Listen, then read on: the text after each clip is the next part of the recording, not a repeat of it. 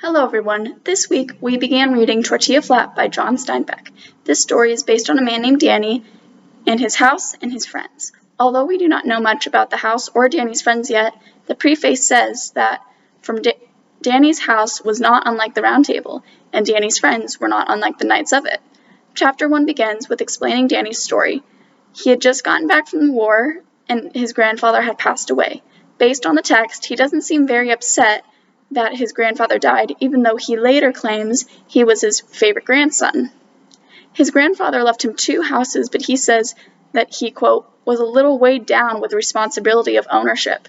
After about a gallon of red wine, quote, the weight of responsibility left him. Clearly, his passions overcame him at this moment, and he turned to alcohol to escape. What should Danny have done in this situation? What would you have done in this situation? I believe that in this moment, he should have turned to God for comfort and started praying or reading.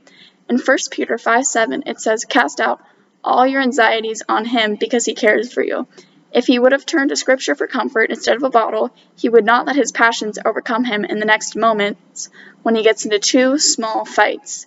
The moment Danny allowed his passions to overcome him, the passions kept going. First, he turned to alcohol, then he got into 2 fights, and after his fights, he started cursing racist statements at people who invited him over for a drink.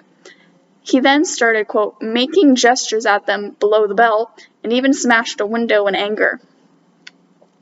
We can see that Danny is letting his passions snowball, and they just grow and have more control over him. Now, I have a question for you.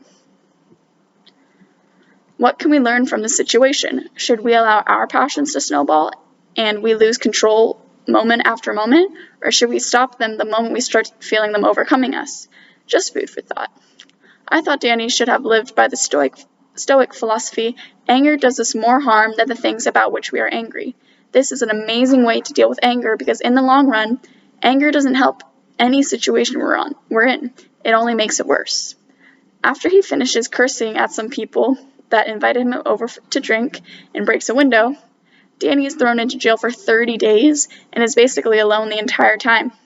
The book says, now and then a drunk was put in for the night, but for the most part, crime in Monterey was stagnant and Danny was lonely.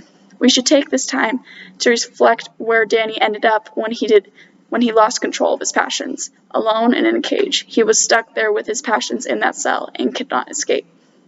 Danny's Tito, that's uncle in Spanish, broke him out, and Danny hid from the police afterwards. While he was on the run, he went up to the back of a restaurant and asked the cook if he could have the scraps for his dog.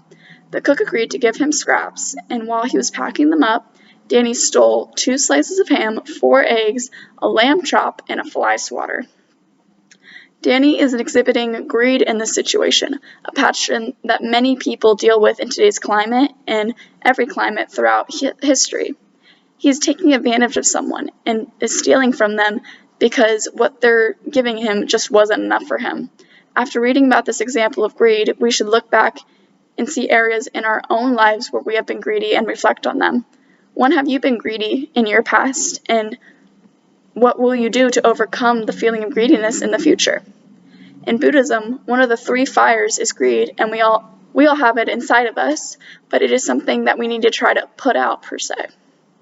After taking advantage of the man who thought he was giving him food for his dog, Danny retreated into the woods and cooked his supper. He saw his old friend Pilon there and was going to ignore him because I don't think he cares about him.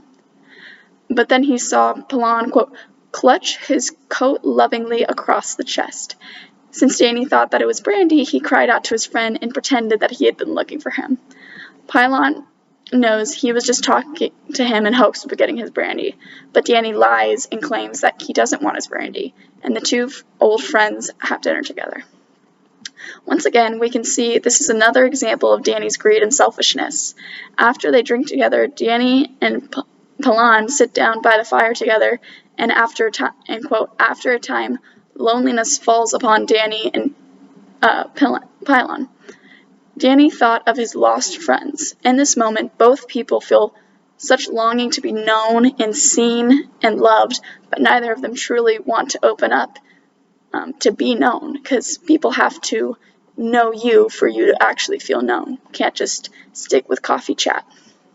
Then, out of nowhere, Danny remembers that he has 2 houses on Tortilla Flat that his grandfather left for him, and his whole mood changes. For the first time, we see Danny joyful and happy. Pilon claims that Danny will forget him, but Danny says that as long as he has a house, Pilon has a house. Overall, we see the passions anger and greed a lot in this chapter, and they are clearly the ones Danny struggles with the most. What passions do you struggle with the most, and how do you plan on overcoming them based on the information we've learned in class?